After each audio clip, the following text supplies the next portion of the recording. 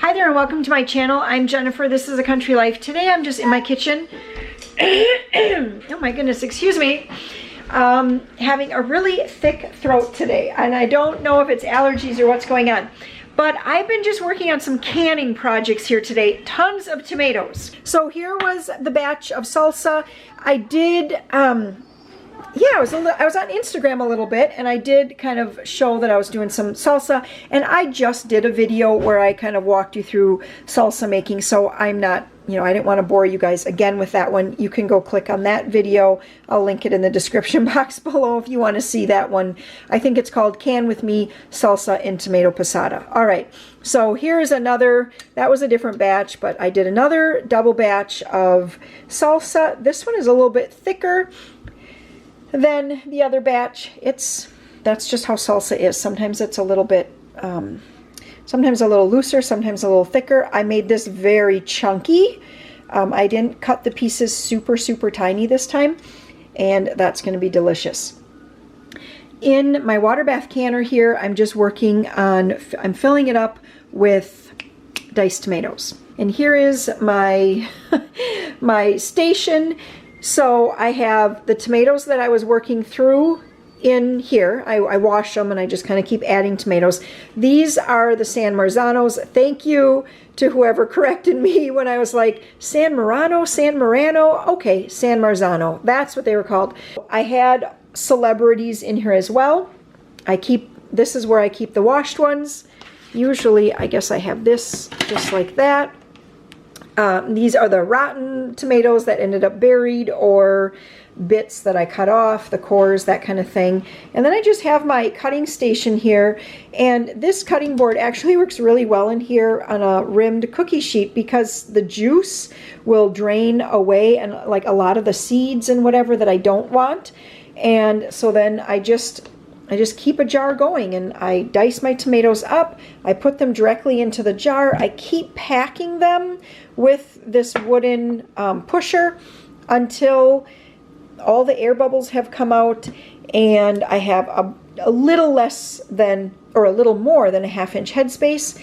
Then I add 1 tablespoon of lemon juice. Originally, I planned today to do Italian diced tomatoes as well as basil and garlic, and I don't know, I got the lids on and screwed on the bands and had them in the water, and I was like, oh, I was going to add spices. That's fine. They'll just be plain diced tomatoes. I didn't even add salt. I can use these in anything and just season them. They don't have any particular kind of flavor palette going. And then once I bring this to a boil, this has to go for 40 minutes for pints. And I'm looking at this and I feel like I could get one more jar jammed in here. No, I don't think I'll be able to. So that's going to be it. The rest of the tomatoes, I'm not going to do any more diced tomatoes because I have 29 quarts of tomato juice. Peter went down and counted for me. I have 29 quarts left. So I'm going to use these 2 boxes. I know I must have a rotten one because I just saw a fruit fly. Yes, that one right there is rotten. Shoot.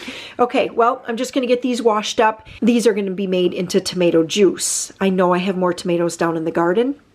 Probably, I would say, another box like that.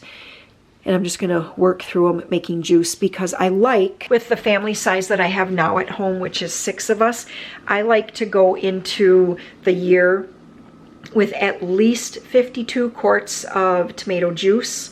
That's, a quart a week. I used to do 100 quarts of tomato juice a year, but I think that 52 would be good. Am I going to be able to make up 29 to 39 to 49?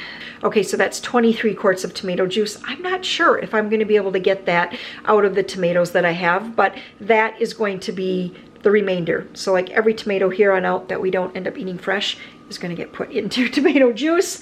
I do have to run a couple errands here, so I'm just going to have to put all of this on hold, go run these couple errands, and then I will be back to process more tomatoes.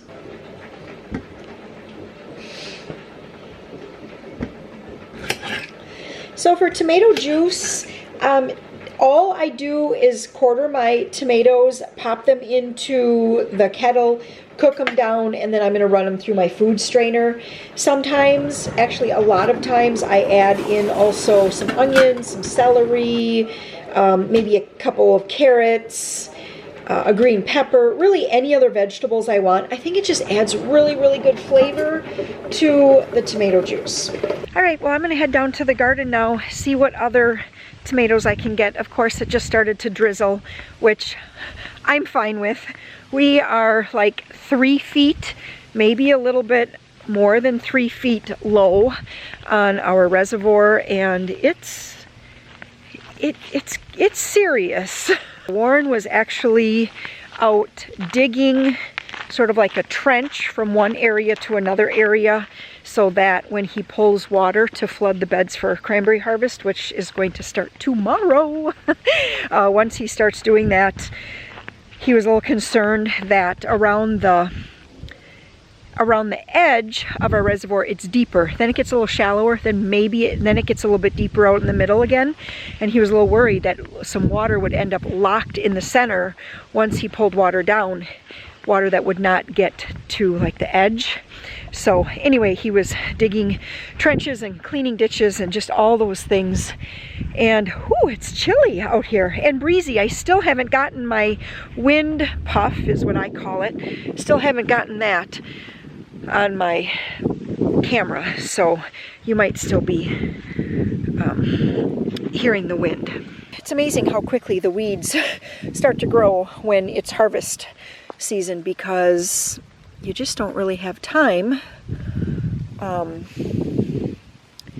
You just don't really have time in between harvesting everything and canning it all and all of that to manage the weeds. So I'm just going to get these tomatoes, and this is kind of bothersome to me because normally, you know, I wonder if I should just skip this, because I'm not going to be able to wipe them off, which is what I usually like to. I like to wipe my tomatoes off. Yeah, and there's actually not that many. There's some there, and then there's some way over there. Okay, I completely changed my mind. I'm not going to pick the tomatoes. One, because with them being wet, they're harder to brush the sand off of them. And then I end up having to, it takes longer to wash them. So I'll let them just stay out here. And some of them look ripe, but not overly ripe. So I'll probably just let them stay out here for a couple more days before I pick these tomatoes.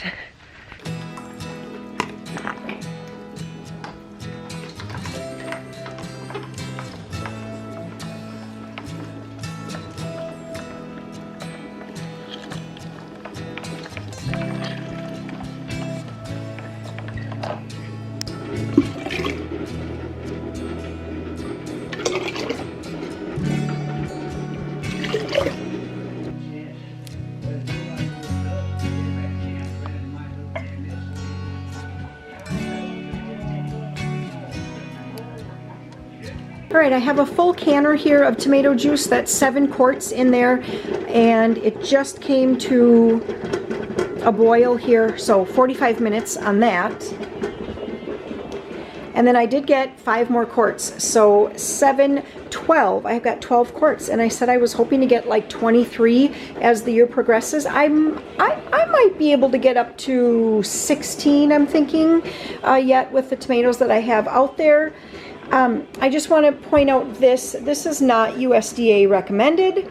I do it all the time though. I always just put this jar up to the front and use it right away. I haven't ever had any problems doing a partial jar, but like I said, it is not recommended. So I can't recommend it to you. I can just say, this is what I do.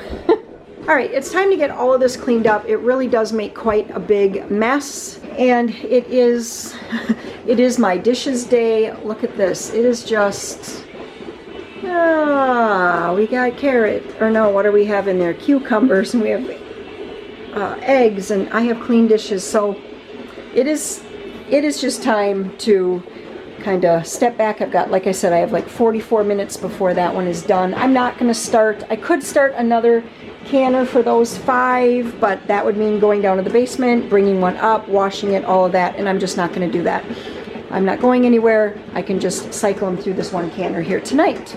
The 45-minute timer just went off, so I turn off my water bath canner. I just I'm going to take the lid off, or at least crack it a little bit. I'm just going to let that sit there for a little while before I take them out, maybe 15 minutes. Everything is coming together with the cleaning. I've got a lot of dishes done. This is actually washed. I just have to rinse that. And now it's really just the tomato, the strainer, my food strainer, all of that needs to be washed. Warren is building a fire, or built a fire? No, Peter built the fire. I'm just rounding up the food for the campfire meal. Okay. He comes to me before, he's like, so we have some of these pre-cooked brats, and since you have the kitchen in... He didn't know what word to use. I'm like, a total disaster? Well, I had to be careful how I phrased it so that I didn't have to sleep on the couch too. Oh, come on. So anyway, he's putting together some brats and string cheese. You know. Anything else? Ketchup. Definitely a man meal. Hey, we're all gonna eat. It'll I know. be just fine. I'm here for it completely. All right, the first 7 jars came out of the canner. I am waiting on a couple of them to seal still. Sometimes it takes 5-10 minutes, and then you'll hear the little pop, pop, pop. So here's the sound of sealed jars so far. Yeah, I don't have any jars that haven't sealed so far today. Usually there's always one. It seems like, you know, possibly that one. It hasn't sealed yet, but yeah, it's early. And mount dishes is all done. I'm just going to let those dry overnight and get down by the fire right now.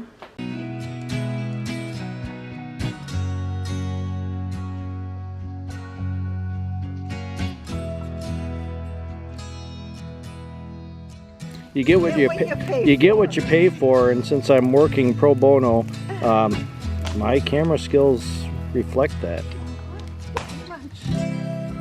So. What? Don't. I like a duck. Yeah. Oh, Sam.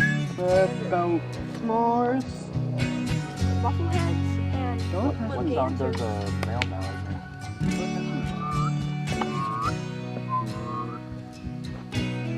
But yeah, it's just, and then the mail will make all.